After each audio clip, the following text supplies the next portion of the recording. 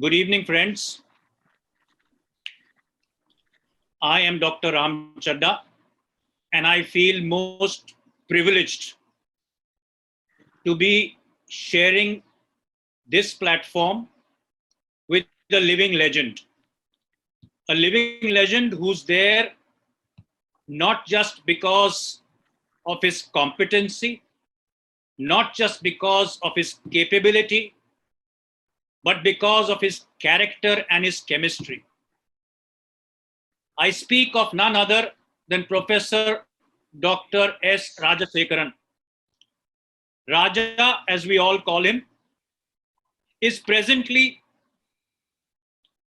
chairman of the Department of Orthopedics, Trauma and Spine at the Ganga Hospital, Coimbatore, which we all know him to be. He's also the chair of the AO Spine International Board and the president-elect of the Asia Pacific Spine Society. There is no major position in spine or orthopedics worldwide that our friend has not held.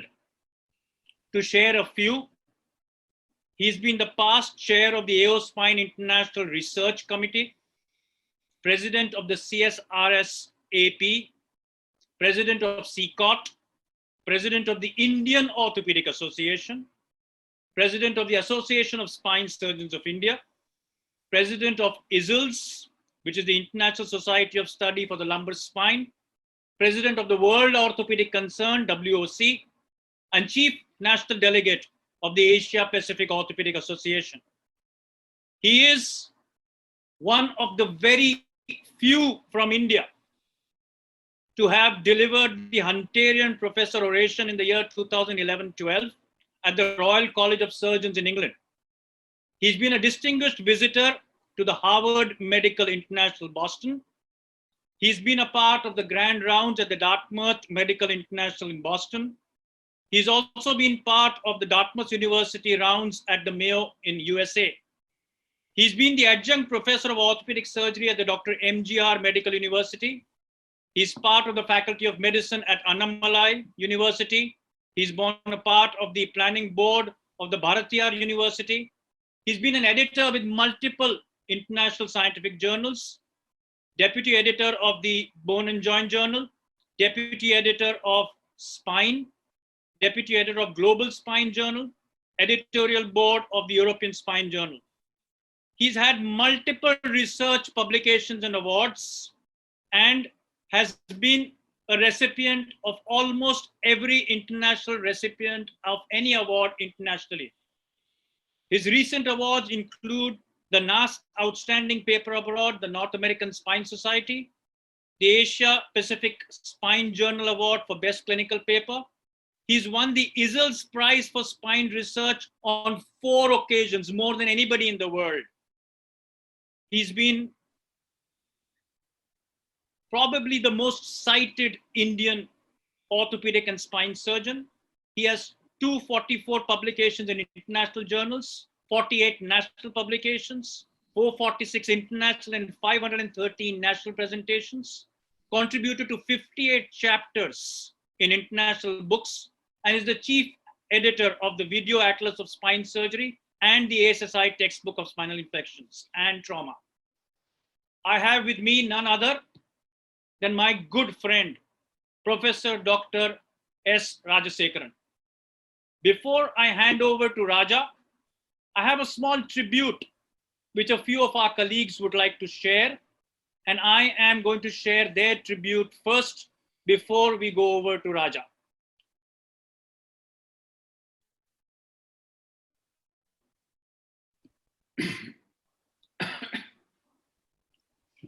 I have had this good fortune of interacting with him and hearing him speak a number of times. That's great. And every single time I heard him on any topic, Please share the screen. perspective, not just about orthopedic practice, but about life in general.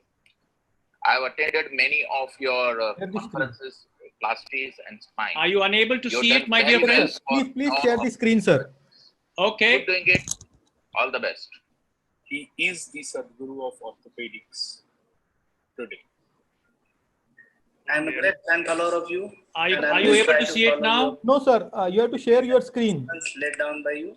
There's a And I will button try at to the inculcate in bottom. me. I have shared screen. Can you see my screen? Rajasekaran No, is sir. in a class of his own.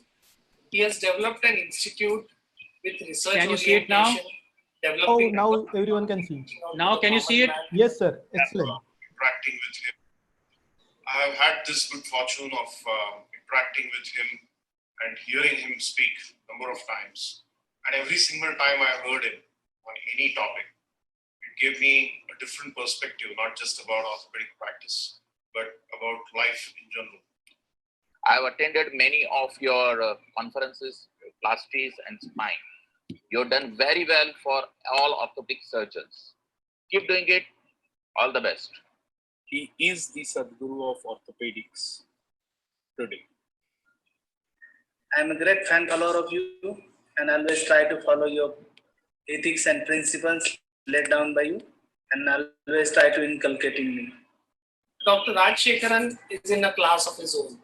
He has developed an institute with research orientation, developing newer technology, reaching out to the common man and the common person. I have always tried to inculcate the ethics that you taught and the work culture that you practiced. Rajasekaran is a research. Rajasekaran is a phenomenon. Rajasekaran is a visionary. Rajasekaran is a friend. Rajasekaran is a teacher. Rajasekaran is a family man. Rajasekaran is an administrator. Name it, there are so many things which we can add up to Dr. Rajasekaran. You are a perfect blender of culture and spiritual and academic of orthopedics, sir.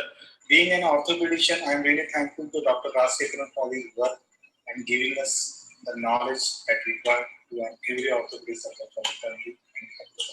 It is my intense pleasure to get an opportunity to express our great respect and honor to a great visionary teacher like you, sir. Even though I got a short period to get the experience of your surgical, professional, and academic work. He's a surgeon par excellence. He's a great teacher. He's a researcher. He's a great speaker and a mentor and a leader in orthopedics. I consider myself lucky to have been trained under you. You have always been a great inspiration in my life. I'm in fact very proud to say that I am a Ganga alumni. I have no hesitation to say that you have literally forced us to achieve something and become a better persons. As the students of Ganga, we always cherish those wonderful morning coffee meetings and motivation sessions what we used to have. In my journey, I have not found a man who has got such an impeccable qualities as a human being and as a surgeon and as an institute builder and as a team leader.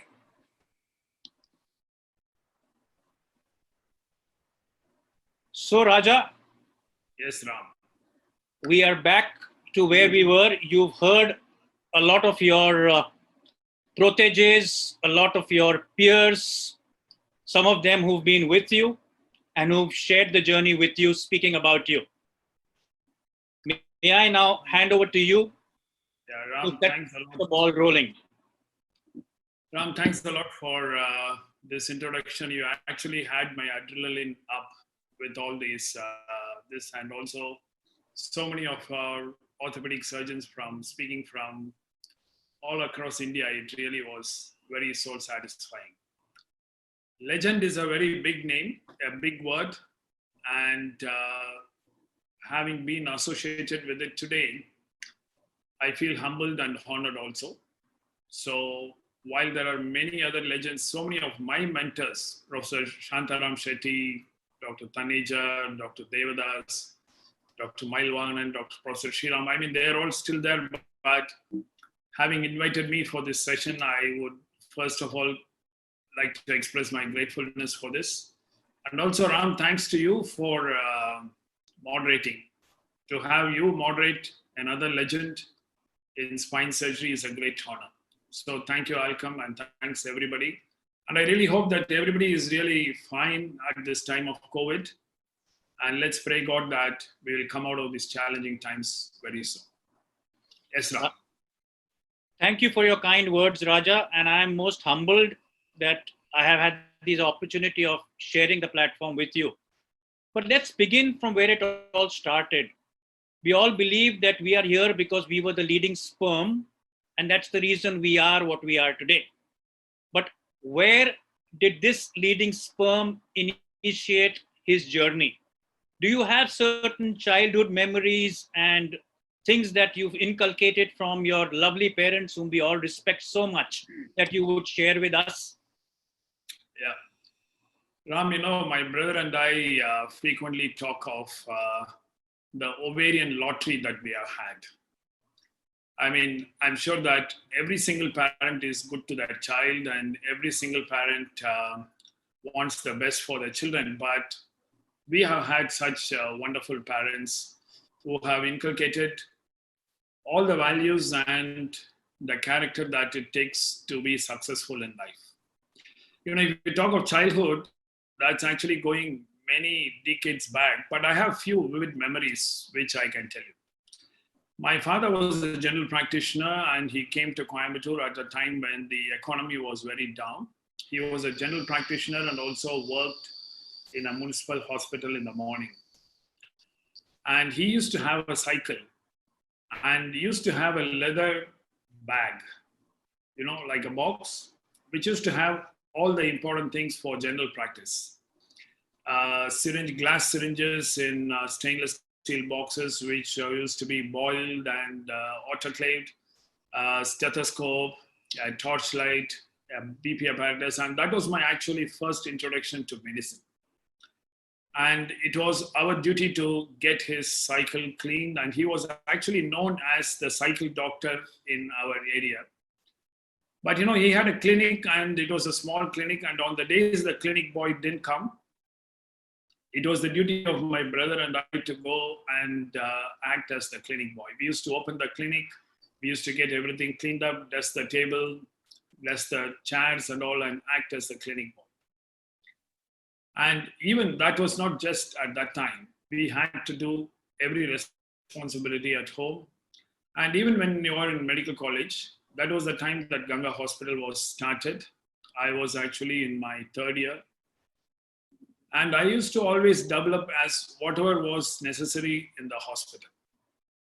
So I remember once that for a period of 6 months, we could not get a night duty doctor. So I used to go to the hospital and then come back in the evening, spend the whole night there as a night duty doctor, do everything and whatever was required. If there was a stretcher bearer required, we used to be that.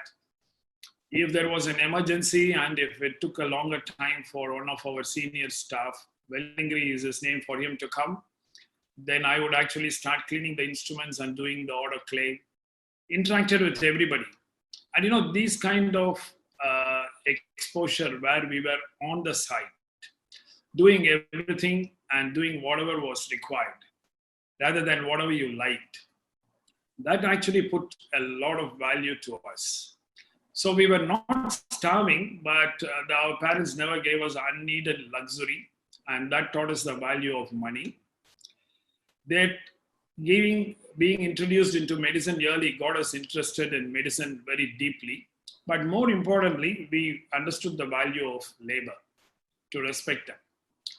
And also, it was so important. I remember that whenever there was an emergency, these staff nurses, I used to be associated with them when they were preparing the whole theater.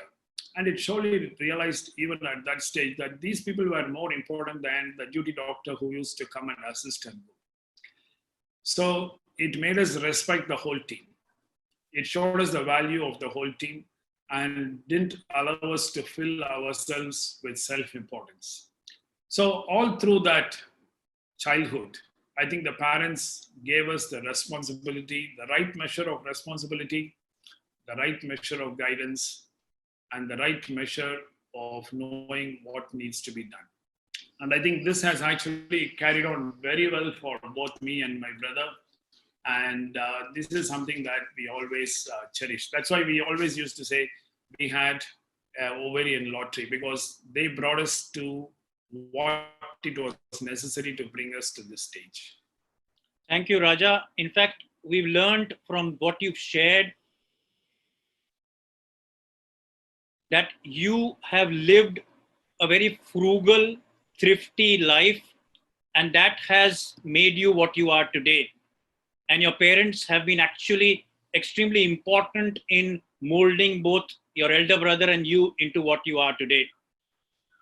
You went through becoming a doctor, your college days, which many of us have. I'm sure you have had memories that you would share with us. But what we found very interesting about you is that you are one of those successful doctors and colleagues who had a very early marriage. How did you manage your medical career, your college, and Rama? You sound as if managing Rama is a very difficult thing. Well, actually, I got married early. I got married when I was doing my first year post graduation. And it was an arranged marriage, but we had a considerable period of engagement period, which let us know each other quite well before we got married.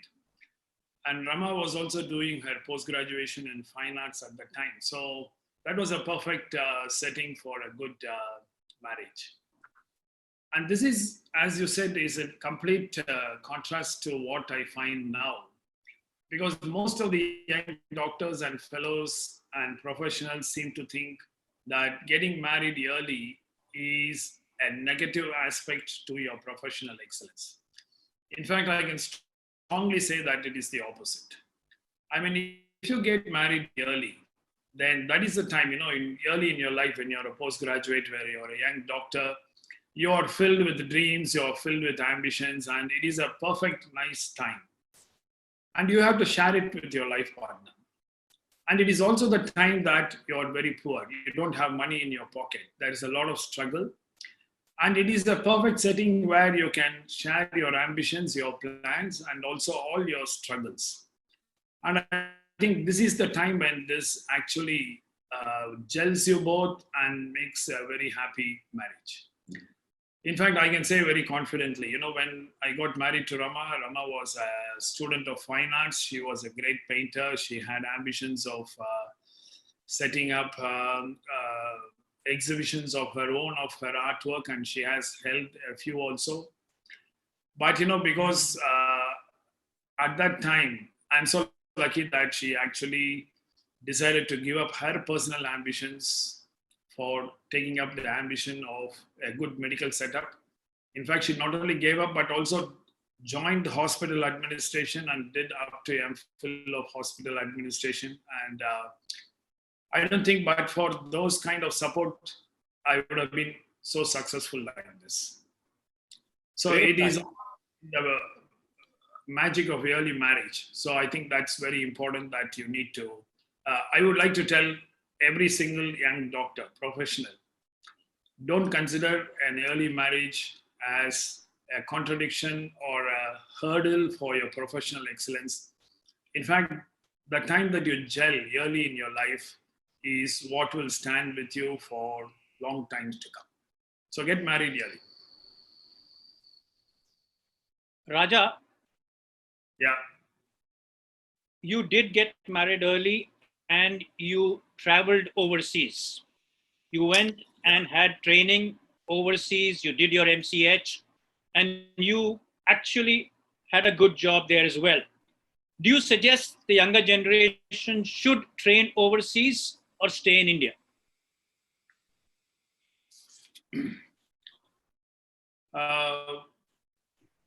I worked with the best of the people in our country. And I had the opportunity to work with the best surgeons in Coimbatore, Dr. C.V. Shanmugam, Dr. K. Shanmusundaram, Dr. Ravi Kumar, Dr. Pranesh.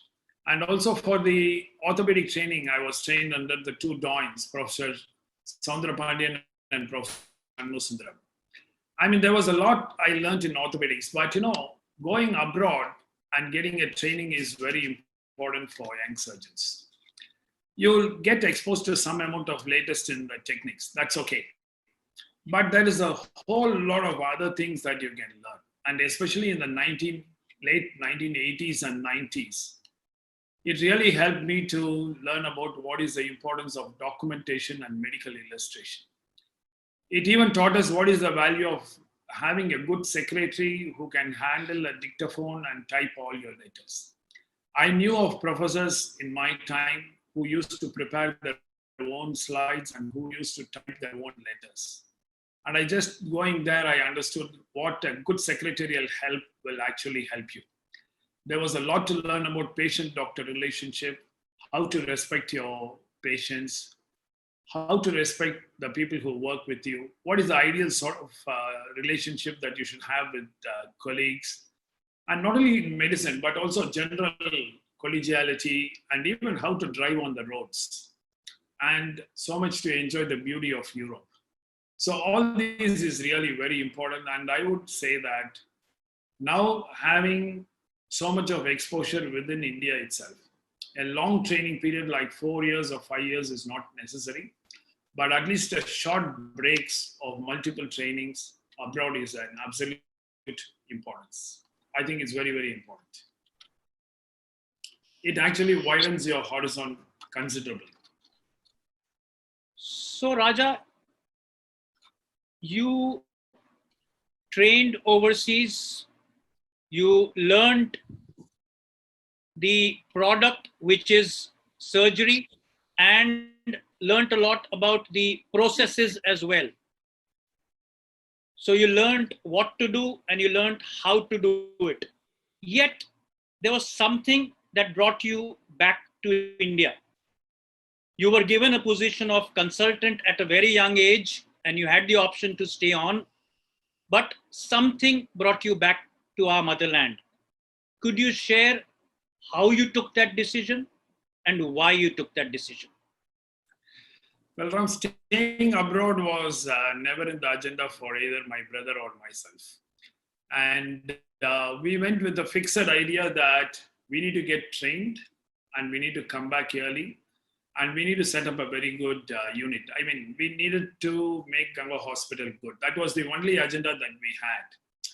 And that is actually a small story I would like to tell. I mean, if I can take it 2 minutes out of it.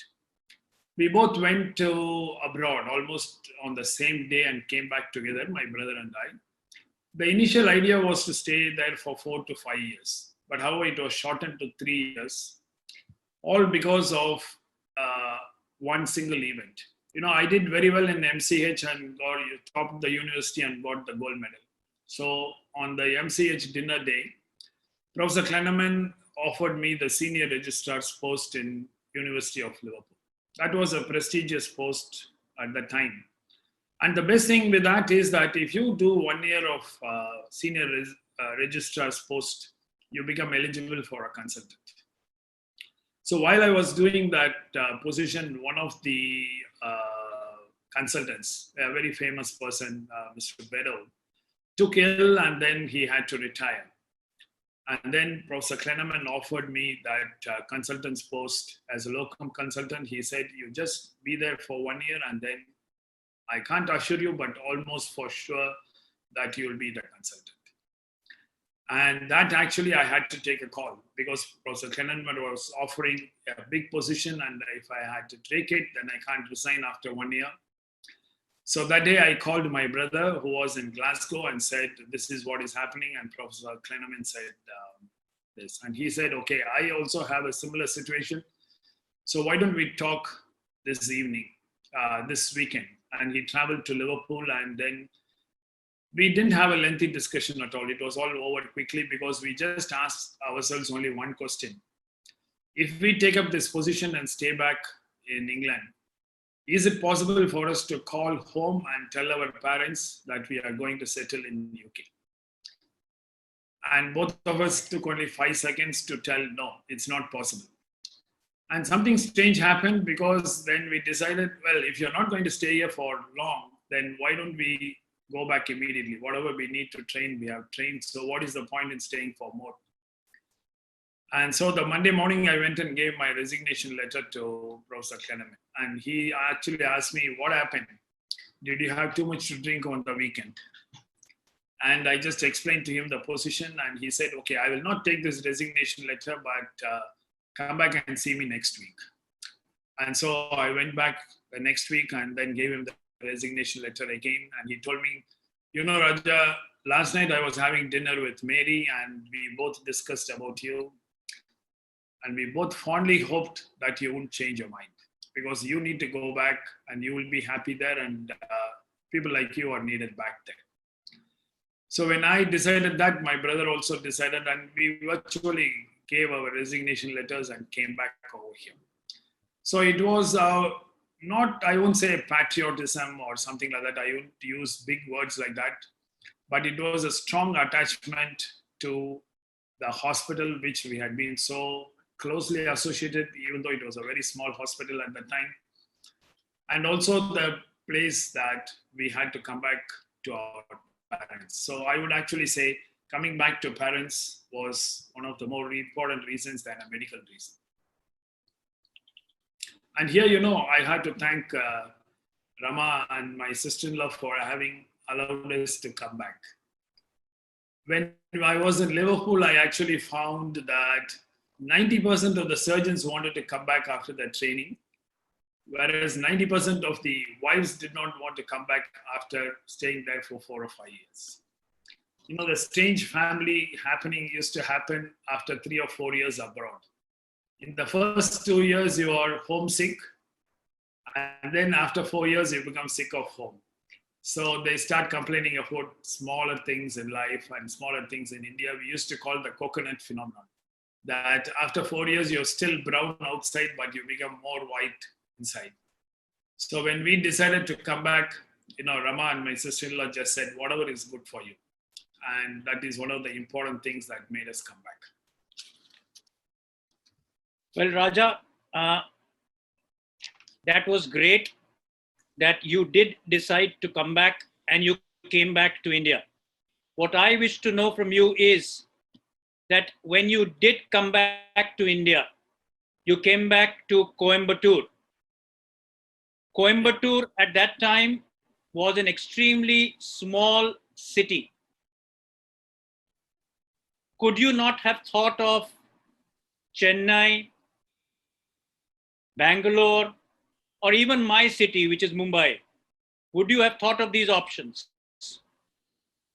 Yeah, okay. Bombay, no, because everybody said Ramchada is there, nobody else can survive. So Bombay was out of question. No, yeah, fun apart. Okay, when we came back, as I told you, we didn't think of all those things because our aim was to come back to our hometown. But actually, there was a lot of pressure. I mean, there was many of our relatives, many of our friends, and even many of the doctors. They always asked us, why don't you settle in Chennai? And the question was, should you move on to a bigger city? And also, if you're going to be in the same city, should you move on to a corporate hospital or a bigger hospital? You know, we resisted that thought process because if you actually think, why do we need a big place? If you look at, we had 2 big hospitals in our mind as our forerunners, and one was the Mayo Hospital. And if you see Mayo Hospital, it's out of nowhere in the US. I mean, right amidst the farmland. And we were very convinced that it is completely possible for us to do and set up a big place in a smaller place. And we always thought of this. If you complain that your workplace does not have a big infrastructure, then why don't you have the privilege of being the person who will build up that infrastructure? And we always thought that it is much better to establish an institution which will allow you to do what you want. Because having your own institution has many advantages. If you are in your own city, and this I would like to tell all young surgeons, because most of the registrars and fellows and also our visitors, when they come over here, ask me this question all the time. Sir, I want to go back to Bombay or Madras, and I always ask them, where are you from? And they will always tell a 2nd or 3rd or 4th tier city. And I ask them why, and why not to your own place? And they will say there is no facility. But you know, there are many advantages of going to your own place. Number one, people know you for what you are. And you don't need to sell yourself. And that's a very big advantage when you're doing medical profession. Like my father was very well known. He was known for his integrity and medical ethics. And my brother had a lot of friends, and I had a lot of friends. So when we came back, everybody knew us, and there was no issue of getting up what we want, and people came to us, and that was very good. So if you go to a large place, you are an incognito. You have to struggle very hard, and you have to sell yourself very hard, and your runway is very long. You become a small cog in a big wheel. If you go back to your own place, you will be a big cog in a small wheel, and it will be possible for you to establish. And when you set up your own institution, you can do what you want. You can set the melody to your song. You don't need to set your practice to the tunes of somebody else. So you can set your own pace, you can set your own ambitions, and you can set your own ethics. And this is something I would say it's very, very important for young people. If possible, if you say that there is no big orthopedic setup in your place, just ask the question, why should I not be the pioneer who will set up this orthopedic facility in my place? Why don't I give back this big present to the place which made me? I think we did the right decision of being in Coimbatore. Thinking back, if we had settled in Mumbai or Chennai or Bangalore or any other big place, I don't think we would have been able to achieve what we wanted. Raja, we respect your integrity. We also respect the fact that you wanted to be a big cog in a small wheel. But at the end of the day, you've now become a big cog in a much bigger wheel. Let's look at how this wheel became bigger. When you did come back, both your brother and you, your father ran a small polyclinic, which didn't have an orthopedic department, if I'm not mistaken, and you joined government service. Could you walk us through your journey after you got back to India? Yeah. So Ram, in 1980s, late 80s and the early 90s, the most prestigious position that you can have in any field was to be the head of the department and professor of that field in the local medical college. And also the only provision of being academic and also to have a teaching facility was when you are attached to a medical college. And so naturally, my entire aim was to be the professor of orthopedic surgery in Coimbatore Medical College. So when I did my MS, I got selected for the Tamil Nadu Public Service Commission. And after going to England and coming back, I wanted to join the medical college. So before going to England, I finished 1 year of public primary health center service, rural service, and then went with the government order for advanced training in orthopedic surgery, which will allow me to come back and get into the medical education department. So when I came back, I was very pleasantly surprised, I should say overjoyed, when I found that there was a vacancy in the Department of Orthopedic Surgery in Coimbatore Medical College. And I thought God is smiling at me. And then I went to the Director of Medical Education. And again, there was another joy because the then Director of Medical Education was actually one of my former professors who used to like me very much because I even got the gold medal in her department, in her specialty. And she used to really like me a lot. So I thought it's cakewalk.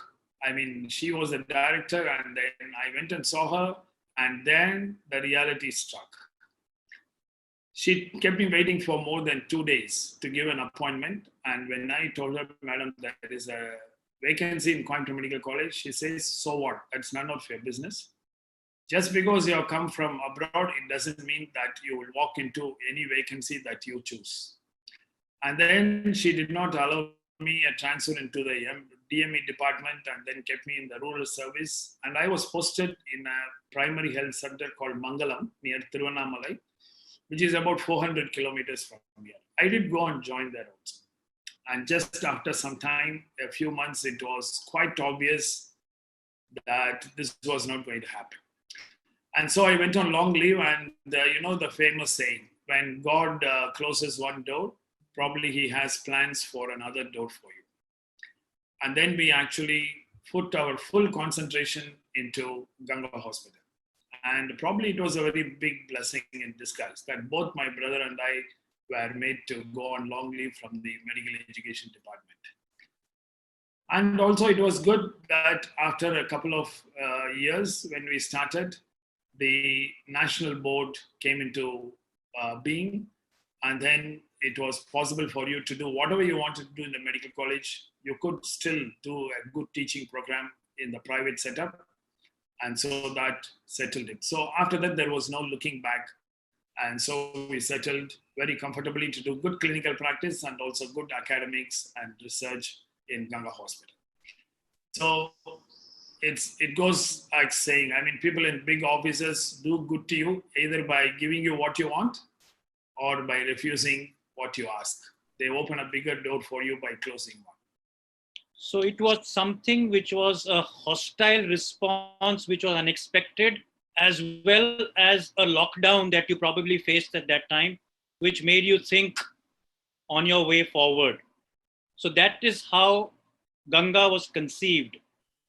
Today, you have a large hospital, which is an orthopedic and plastic surgery unit. It's boasting of almost 400 plus beds. This is where we are today, and the future is even bigger. How did this happen? How did you go through from what you had in the mid 90s to where you are today, and where are you going tomorrow? Ram, this is a very frequently asked question. Everybody who comes here always asks, how did Ganga happen? I mean, it didn't happen by design. It didn't happen by very intricate planning or something. But looking back, I can easily tell how it happened. Everybody who builds an institution always wants the institution to grow.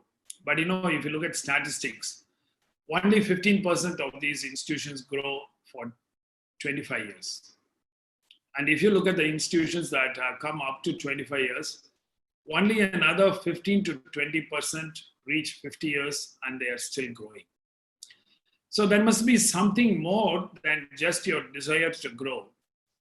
And in my experience, I can actually tell you what it is, because we have learned about this from other institutions also. As you know, when we came, our role model was Aravind High Hospital. So in the first few months when we came, we didn't have much practice. And one day when I was seeing in the newspaper, in the Engagements Today column, there was a lecture in KG Hospital by one of the directors of Aravind Hospital. And my brother and I went to listen to him. And it was a very big, it was igniting passion. And then we knew that institutions grow by a purpose, not by your wish. If the purpose of the institution is beyond yourself, it is just that I want to build a big institution. No, if you reverse the whole thing and then you say, I want to build a very good orthopedic unit, taking you out of it, then I think it gets more power. If you also add a little more to it, then say, I want to build a big orthopedic unit which will be the best in the country, well known outside, which will be educating a lot of people, which will be teaching a lot of people and be doing a good to a lot of patients. I think then that purpose itself gives a lot of power to what you want to do. That we learned from Aravind Hospital and also many other big hospitals like CMC Vellore and Shankaranendralaya Hospital and Shankara Eye Society in Coimbatore. Wherever the institutions were looking beyond themselves, it was growing. So my brother and I actually decided that the purpose of the hospital must be to set up a facility which will fill the need of the society. And at that time, replantations, revascularizations, major injury treatment, major spine surgeries or complicated deformity corrections were not being done in Coimbatore. And we filled the need of the society, but also made it affordable and available to all the patients at every single point of time. Whether it is the New Year Eve or it's Christmas or Deepavali, we just made sure that the same kind of treatment will be available for everybody over there. So this was very important. So we also did a lot of innovations on the way. And this is also again important. So one of the things, I'll just tell only one. We found that when you treat very complicated injuries, the most important problem was nobody has a big accident with money in his pocket. So if he comes to the hospital and then you ask for an advance, then it is absolutely not possible for anybody to fulfill that need. So we brought around a policy that we will not ask an advance from any injured patient, but go ahead with what is necessary and then they can pay later. Everybody laughed at it and said, you will be bankrupt because once the surgery is done and the treatment is done, who's going to pay for it? Well, actually, it worked completely opposite. People not only paid, of course, there were 2 or 3% who could not pay, but that's a very low number.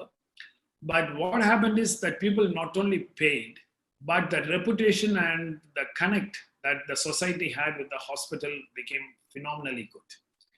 And as a result, we became the preferred center for major injuries and all the orthopedic and hand surgery department issues. And that gave us the leadership in these fields. There was even a small saying in this place that whenever people are falling down, they are not shouting Amma, they are only shouting Ganga, and everybody is coming over there. So that is one part of it. You need to look at beyond yourself. Second is, I think you need a passion, and that passion will infuse like a blood transfusion into the institution. And when I say passion, it's not just ordinary passion. You have to be connected with what you do at a greater level and be willing to sacrifice a lot. I can go on enumerating all the big sacrifices, but this is very common for anybody who wants to build an institution. I'll just tell you a small instance. I think I might have told you also. Krishna Sweets for Passion. Krishna Sweets is a very famous institution over here. And they got famous by doing Mysore Pak.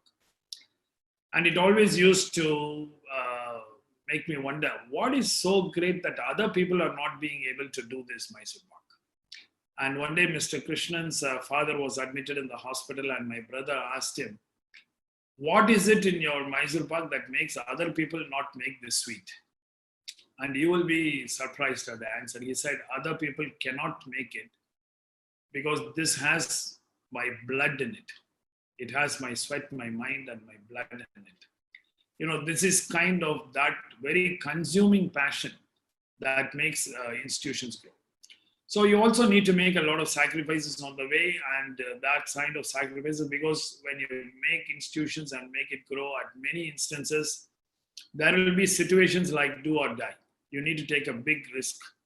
You have to have a situation like make it happen or you lose everything. But still, it is that passion in what you believe and what you want the institution to grow that makes you grow. And also you need a lot of family support and a good team. You need a family as the foundation, because when you see a big institution, you are looking at the skyscraper, the part that is outside. But many of the sacrifices are actually coming from the family. Your parents who guide you, your wife, your children. And these sacrifices are not yours alone. It's all of them. And all of this put together, it makes an institution actually grow. So you need to be having a right blend and mix of it. And we didn't plan. A lot of people ask, sir, when you started Ganga Hospital, did you ever think that it will grow into a 650-bedded hospital with 40 operating theaters?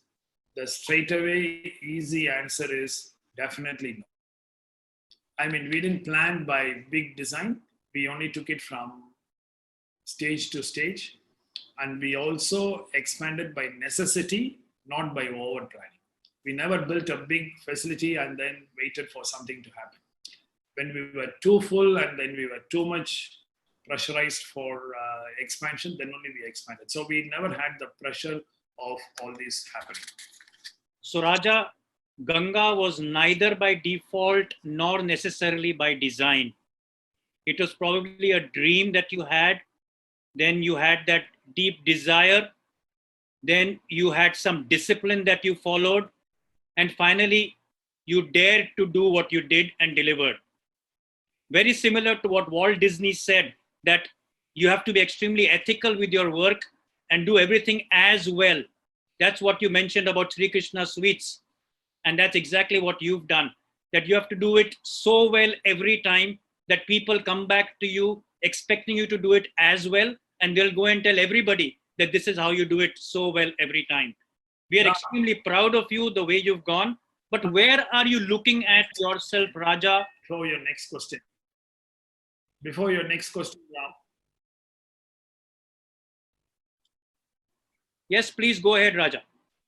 Yeah, because you used the word ethics. So I will just tell one small instance which will be helpful for all the younger surgeons.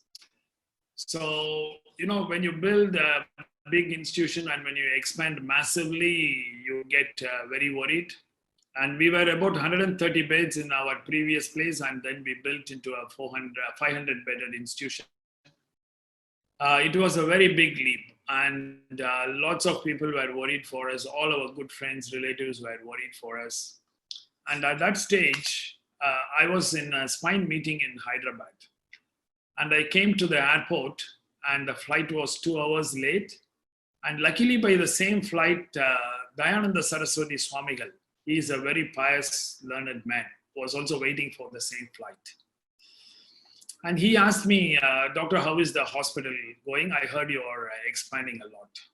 And I told him, yes, Swamiji, but that's a big worry because we are expanding almost 300%, and I'm really worried.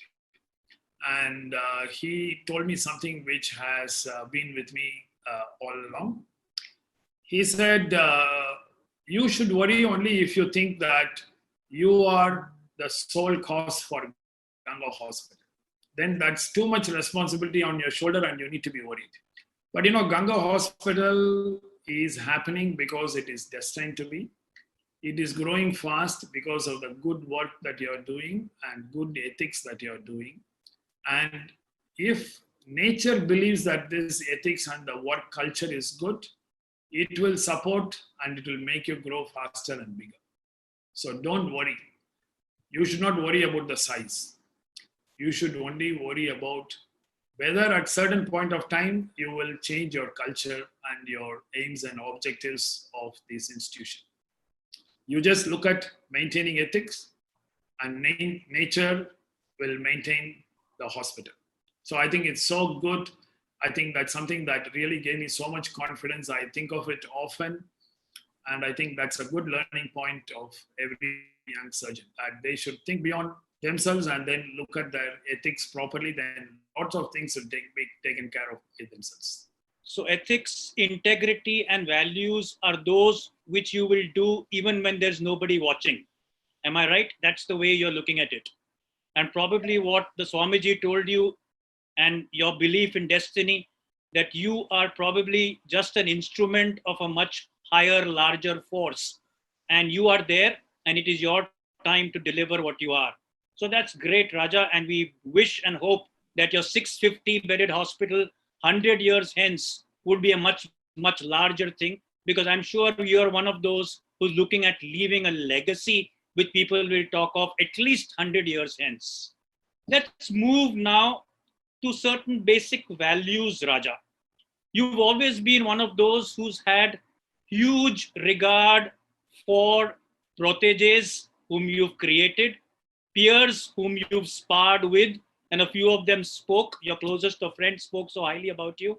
And you've had role models and mentors.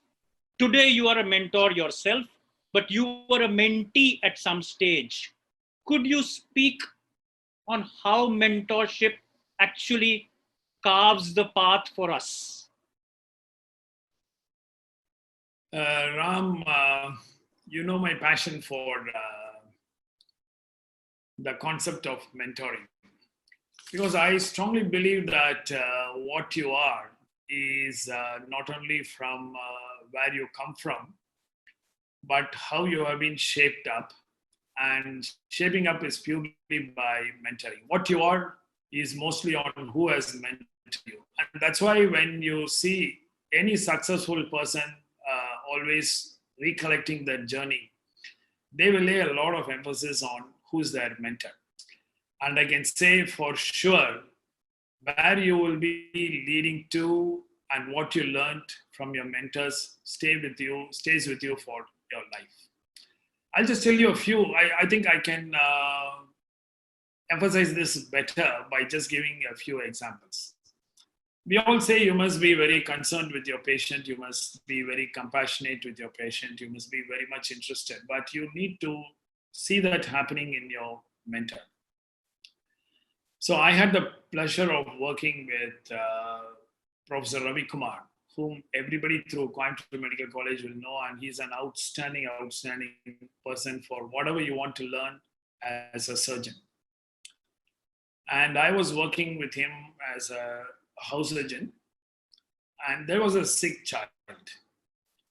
And this sick child required an antibiotic. I think it was one of the third generation at that time, which was expensive, which was not in the availability in the Coimbatore Medical College. And when we were just talking, he told me he will always come for rounds in the night. And he had come there at about 8:30. And then he said, oh, this child really requires this treatment. And he just left.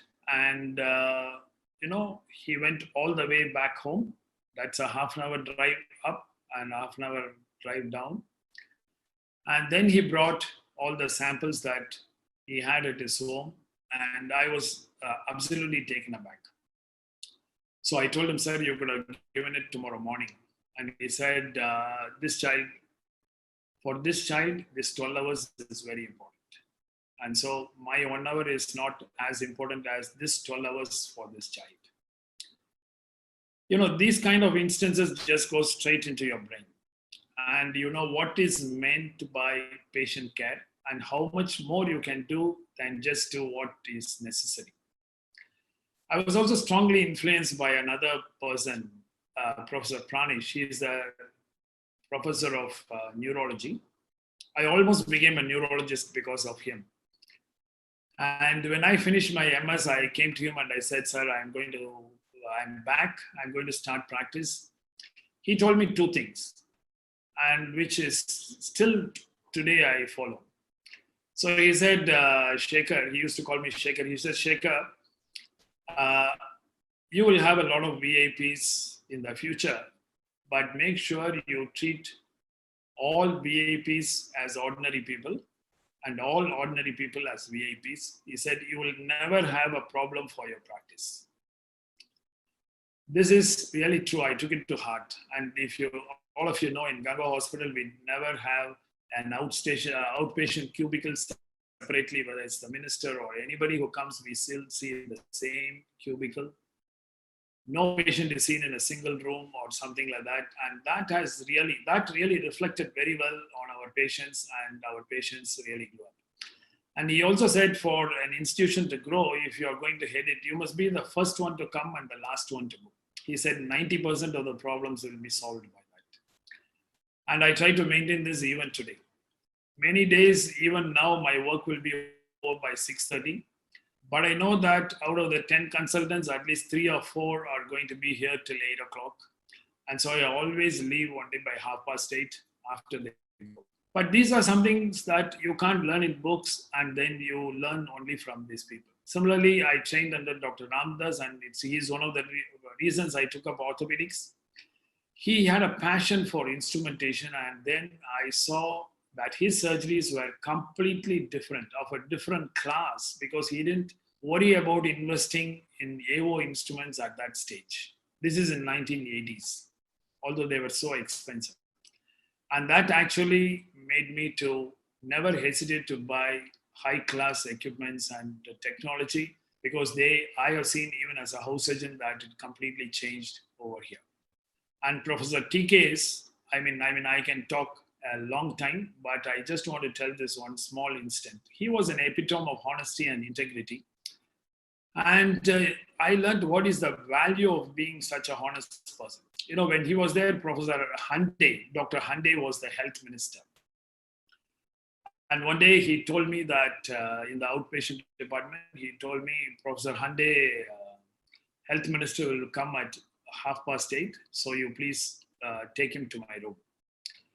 So I was waiting at 8:20 outside itself, and Professor Dr. Hande, health minister, came at 8:20, and Professor TKS was taking an undergraduate class in the outpatient department. So I took the minister to professor's room and then went to Professor TK's. He was taking a class. I told him, Dr. Hande's sub-minister has come. He just looked at his watch and he said, no, the appointment was for 8:30. I was so shocked. And then I went to the minister and said, Professor is taking a class. He said, please don't disturb him because he has asked me to come only at 8:30. Please don't even go and tell him that I have come. Such was the respect that these people got even at the stage. And these are the values that you can get only by seeing them and seeing how important to you. So all these important things of how to accept others people's mistake gracefully, and how to accept your mistakes gracefully, how you can be correct but not too loud or aggressive, how to talk to a family whose family members are in severe dire, how to be ethically correct, and how to be ethically good in work, academics, and research. All these things which makes up Ganga Hospital, or all these things which makes up a good institution, how can it come from where else? Where do you learn other than good mentors? And I think all of us, we owe responsibility to our juniors also, that we not only teach them orthopedic science, but also how to be good doctors. I think Raja, that's a phenomenal wisdom that you've shared with us, not just knowledge. And we are privileged that you are sharing these non-academic tips which make us what we are. But you must have also had situations where you've had to tip the balance. You've had situations where you have work on one side and you have life on the other. You've had times when you've had subconscious beliefs and you've had subconscious doubts. How do you manage this work-life balance? How do you keep using your camera, which can focus on work and then come back into a wide angle to look at your family and children, and again focus back on work? How do you manage this, Raja? Yeah. So Ram, this work-life balance is the most talked about and most confusing phrase, I think. Because work and life, these two words mean different things to different people. So first of all, it should not be equated for everybody. But when we were students and when we were junior doctors, nobody talked to us about life, or nobody talked to us about balance. Everybody told us work hard. And so this is a new concept which has come in the last 2 decades. And I think it is because not from medical profession, we sadly have borrowed it from the IT industry. So before the IT industry came, people always did a profession which they liked. They were either in their family business or they aspired for something and they went into it. But when the IT and the finance sector took high, people jumped into a bandwagon and they were working in a profession that they did not want, or they did not like, or they worked in groups that they did not know with each other. And they were frequently jumping jobs for a small increase in their pay. And so they were in a profession which they considered as work. And that is the actual one which actually tilted the balance, where people had to talk about work-life balance. But I am very strongly opinionated about this, and I have to say this is, I am biased towards work. Now, everything you want in life, your professional excellence, your social standing, all the wants in your life, and if you want to leave a legacy, then everything comes through work. So the work becomes a problem when it is not a profession. And we need to ask, nobody talks about profession-life balance. They only talk about work-life balance. Because when you are connected with your profession, and there is no difference between your life and the profession, there is no problem for this. So I always tell all my trainees that profession becomes work only when your work does not interest you. If continuously for many days that you feel very disinterested in going for work, then very early in life you must think very hard whether this is what you want to suffer the whole time. There is no problem with that work. It is just that you are disconnected with that work. The other thing is when you have an attitude and you're not interested and you think that you're working for others, and you're working for others' targets are not yours. And when you're working to build others' ambitions are not yours, then this is a big problem. Then you need to really think of what is happening to you, and you need to set things right. And when your work has a passion, it has your interest, then it is not stressful at all. And young doctors actually confuse a lot between hard work and stress. Hard work has not ever killed anybody, but lots and lots of people die by stress. And stress is doing something what you don't like, or something which you are not doing properly, or where you are not achieving success.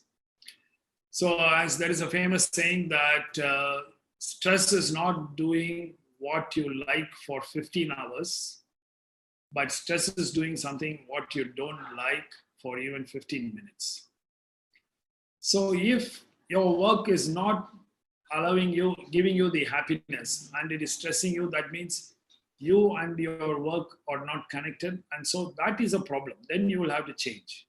But if you are very passionate in what you're doing, if you're really interested, you never need to work about a stress that will come out of your life. But you know, this work-life balance is something that it is not yours alone. You need to be connected with your family also. And I find a lot of people who fail in their life, who are not able to achieve their ambition, or even have family problems, who end up in divorce, they start blaming the work. But you know, the divorce rates and family unhappiness is much, much more in people who don't have work.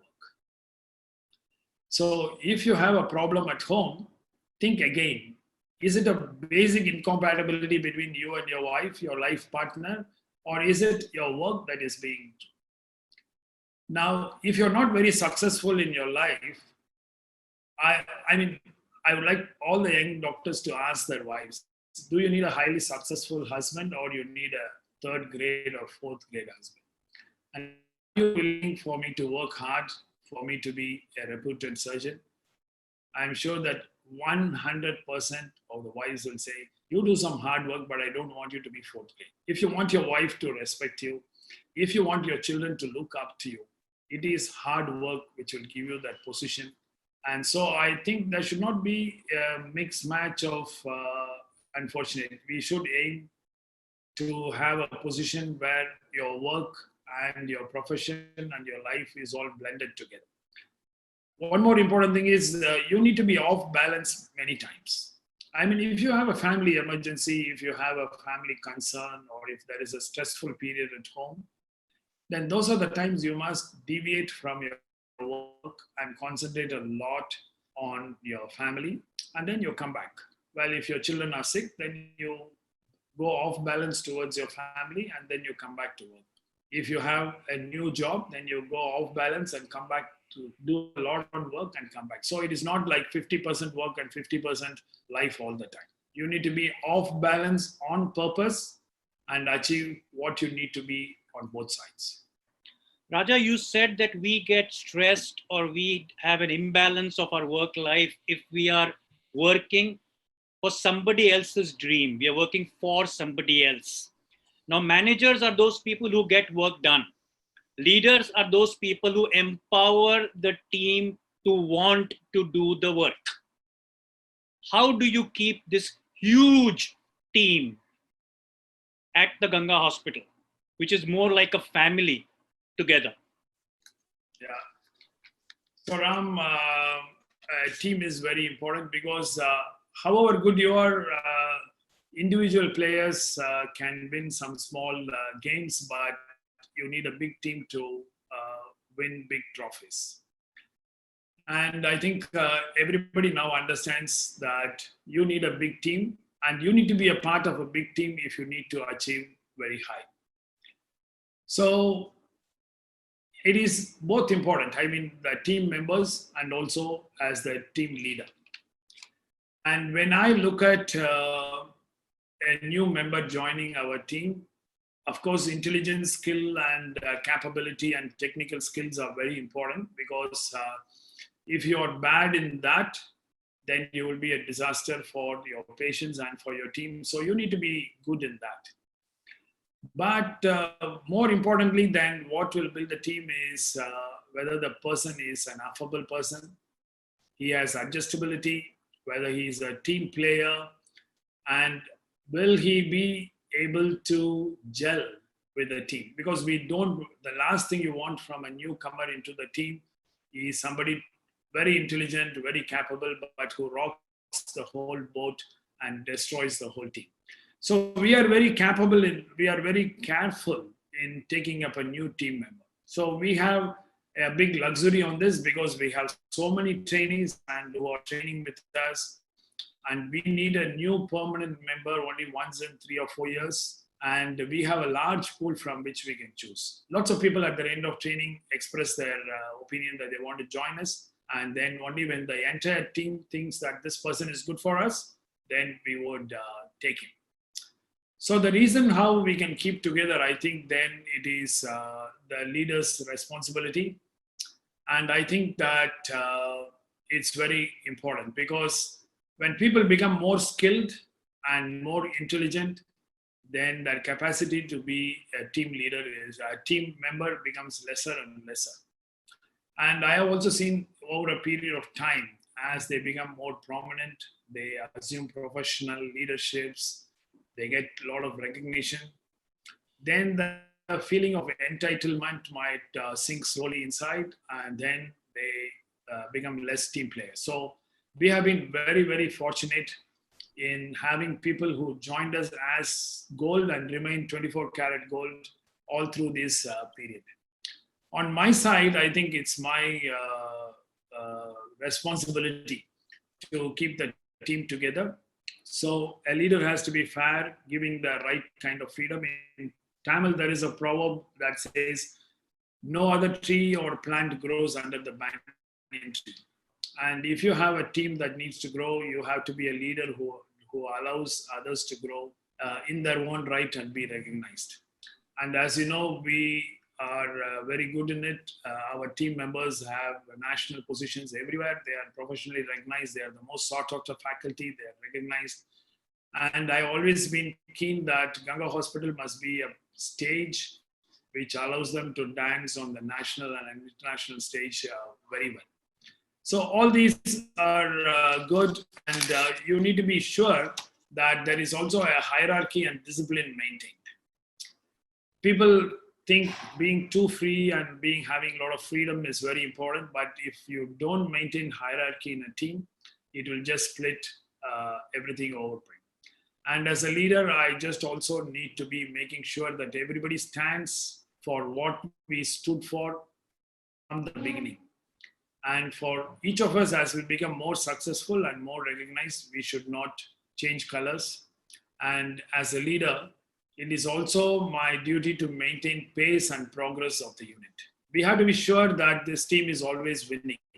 This team is in the forefront because nobody wants to be a part of a team which is not winning trophies. So whenever people get a little comfortable, little slow down, then, it's the part of the team leader to say, okay, let's start our pace again, and we have to maintain the pace. So it's the duty of the leader to maintain the direction and also to see that the pace of the team is going perfectly. Then everybody feels that it is a good part to be in.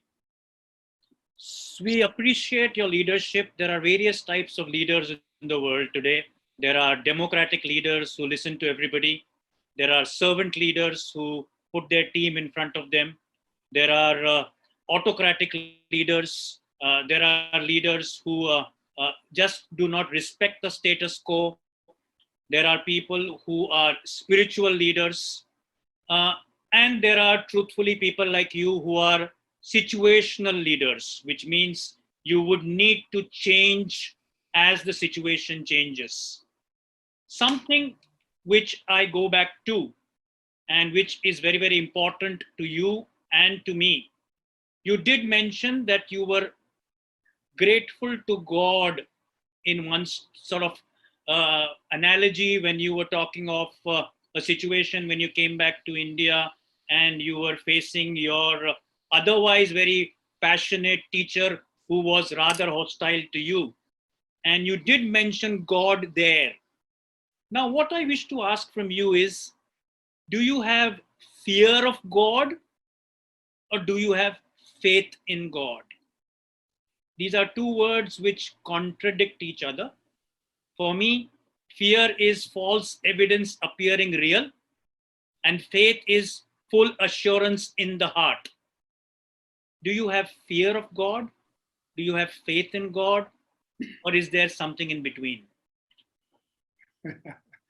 Okay. Ram, I can always depend on you to ask such kind of questions. I know. Okay. Now, fear, I mean, it's your concept of God, one's concept of God keeps changing as you mature. And what you thought about God when you are a child is not going to be true when you are 40. And your concept of God when you are very happy and successful may not even be the same when you are in distress and sad.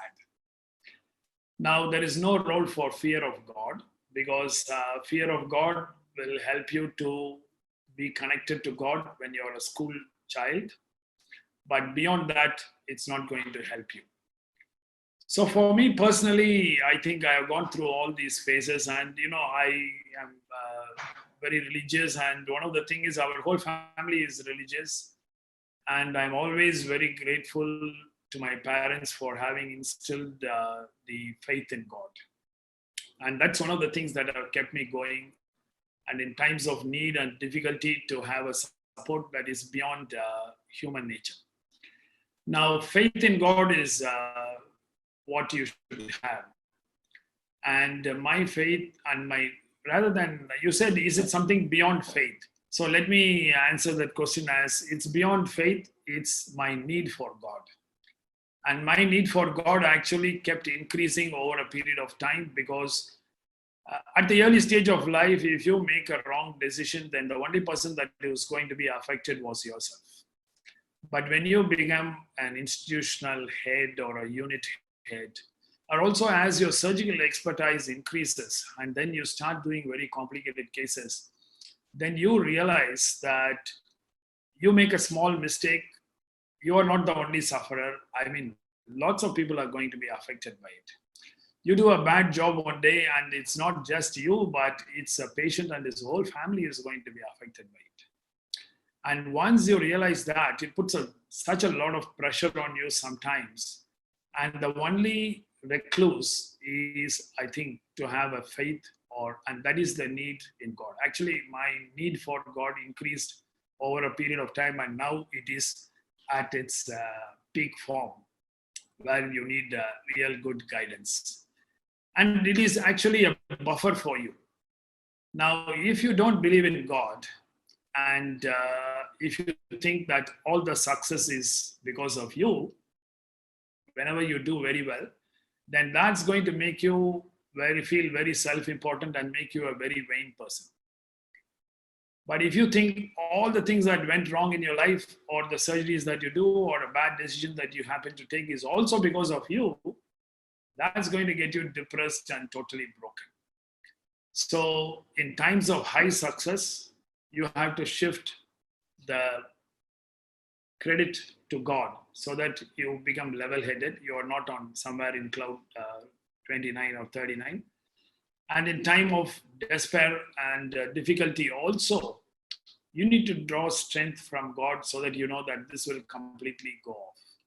So that's why I think, you must be knowing Voltaire, the greatest revolutionary from France. He was one of the most sane person, but he actually said something very good. He said, God does not need us, but we need to know that we need God.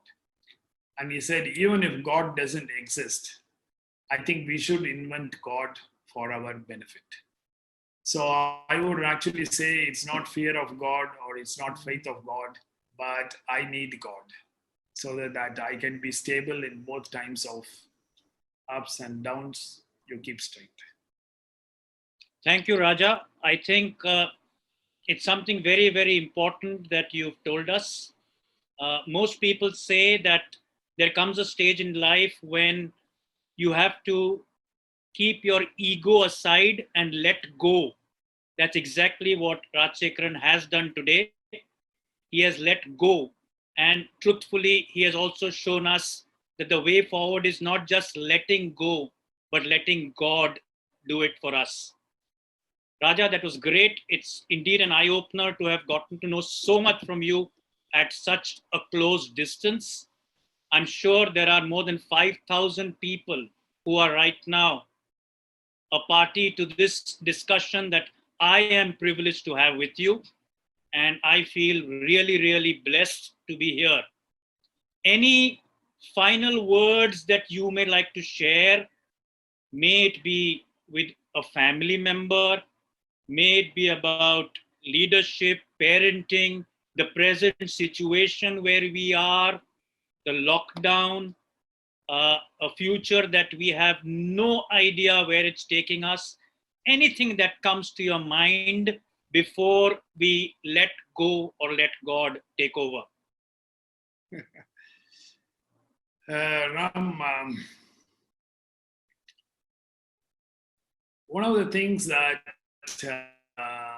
I saw a few questions on the side that came from viewers.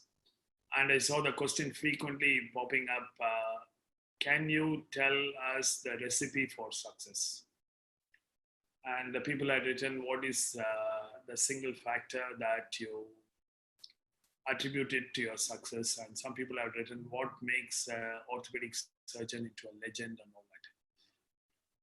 So I also have to tell this, there is no big point of doing a big plan. That when you start as a young doctor, you don't start off by saying, I want to be a legend. And I am a little bit embarrassed to use this word legend, but still, because the topic of this is of this ads as legend, I use this word. So when you're a student, and this I have heard from my brother, he always used to say that he heard it from one of his mentors. The most important thing when you have to do when you are a medical student is to be the best medical student. You don't think of being a great surgeon at that time. There is no point of thinking that I have to be the best known surgeon or spine surgeon in India when you're doing your first year MBBS. At that time, your requirement is to be the best first year MBBS student, be the best person who has learned the most anatomy, physiology, and biochemistry. You get a gold medal at that stage because you never have a chance to come back and learn biochemistry and physiology.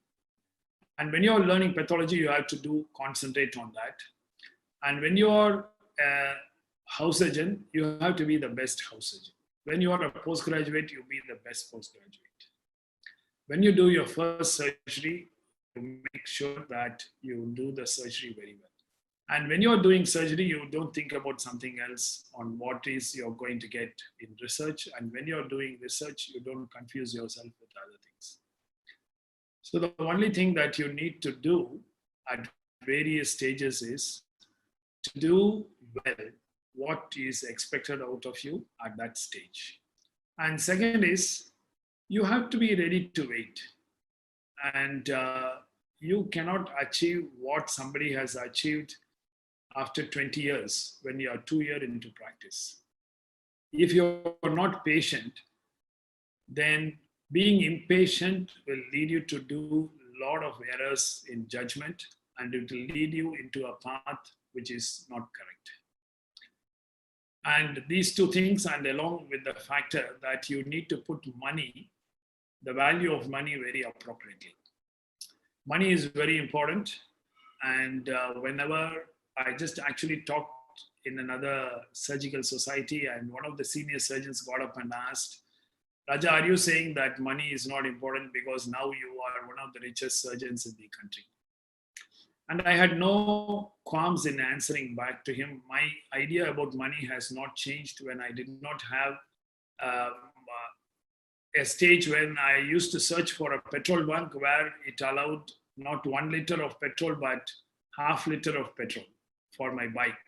From that stage to this stage, my idea of money has not changed. Money is very important, but if you are the best in the whatever you are doing, then there is no way you cannot be having a lot of money. If you're the best actor, if you're the best sportsman, if you're the best surgeon or a medical person, or even if you're the best dandruff specialist in the country, then you will be the most money. So don't, if you take money out of all your decisions, you will make the right decisions, and that right decisions will make you very popular, and it will give you professional excellence, and that will give you a lot of money.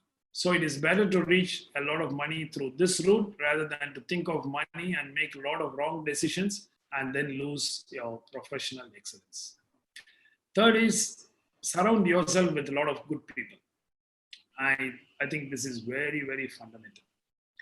I mean, I would easily attribute my success to my parents, my family, my life partner, my children, and my brother, who's a big role model. That's one part. Good mentors who put you in the right direction. Good friends. That's something also very important because they make that journey very happy and they don't take you into a distraction. So there is a saying that says that you are always the sum average of the 5 people with whom you are always moving with. So you need to be very careful that you are surrounded yourself with lots of good people, and automatically your thinking will change and you will be very good. I heard from Mohit Bandari one saying, which I always say, he said, if you are the smartest person and the most accomplished person in the room, you are actually in the wrong room. You have to move into another room where there are more smarter and accomplished persons than yourself. And that will actually take you to the next level. I think this is also very important. You need to be with successful people. And that is one of the things that I have found very important. People ask me, you're already so busy. Why are you taking up these leadership positions in all these international associations? And I have found the single most important thing of this is not only to find how the world is working, but also automatically you start rubbing shoulders with all your mentors, all the people whom you thought are really the world leaders. And this takes you to the next position of thinking. So you always need to surround yourself with successful people. Just avoid all these guys who are always complaining, who are gossiping, who are always complaining the government is bad, that is bad, this is good, he's like that, he's like that. And this will give you so much negative energy that you are not a happy person anymore. Just yourself with successful people. And also be faithful to God. I mean, you need to believe in something. I'm not advocating that you should believe in God, but you need to believe on a stronger purpose, on some stronger energy than yours, so that at the time of success, you don't go overboard. And at the time of problems, you don't get underboard. So you trust in yourself, surround yourself with the family and good friends, good mentors, and you give back to the society what society has given back to you. That last part, actually, we have not discussed, but I'll just take 1 more minute. I know we have overtime, but you need to give back to the society because none of us are ever what we are by ourselves. Not even by your hard work, and none of us are ourselves by just our family, even if the family has given a lot back to us. None of us are even ourselves by the society, because what would happen if there is no medical college? What would happen if the government does not subsidize the medical college? What would happen to you without your patients? What would happen to you without your mentors? So it's something that you are drawing from lots and lots of people all the time. And at one certain point of time, you should start giving back. And if you do that, and if you can keep your head on your shoulders and not go berserk, and I think these are some of the few things that I want to tell all our young surgeons, because I saw a lot of questions addressed on this. Thank you, Raja. It's been really an eye-opener. You've told us how purpose is more important than process, which is more important than the product. You've told us how you aspire to inspire us till we expire. You also told us that everything takes time. There is no instant gratification, and we need to sow, cultivate for an adequate period of time, and only then can we harvest. And finally, what you shared with us is that there has to be a belief system, a larger force, and we have to not prove to others, but try to improve on ourselves. Raja, extremely, extremely privileged to be here, listening to each word that you shared with us. And something which you said, which every orthopedic surgeon will take home, is that we should enjoy our work as a passion, and we should work for outcome and not for income. Thank you so much, Raja. We are really, really touched by every word that you've said. Ram, I think you have summarized this much better than in a few minutes than what I spoke for a whole hour. So that's fantastic. Thank you, Ram, for this. Thank you very much. Thank you so much, Raja. Thank you, Alchem, for making this happen. And I would like to remind each one of you that this Thursday, April 30th, same time, 5:30 onwards, we'll have Dr. K.H. Sancheti, and he will be in discussion with his son and his grandson, Dr. Parag Sancheti and Dr. Sahil Sangvi. It's going to be something where we would also learn a lot, and Raja and I are going to be there, and I hope each one of you will also be there. Thank you so much. Thank you again, Raja, and thank you for those 5,000 plus people who have been listening to us, and all those whom we could hear in those small video bites that they gave us. There were so many more questions, so many more video bites, but then we are constrained by time. Your time will also come. So thank you very, very much. God bless you. Thank you, Raja. Stay safe and stay healthy. Stay home. Thank you, Ram. And thanks for everybody who have been watching us. So it's been a great privilege to be with all of you today. So stay safe, and something they say stay positive and test negative throughout this challenging time. Thank you very much.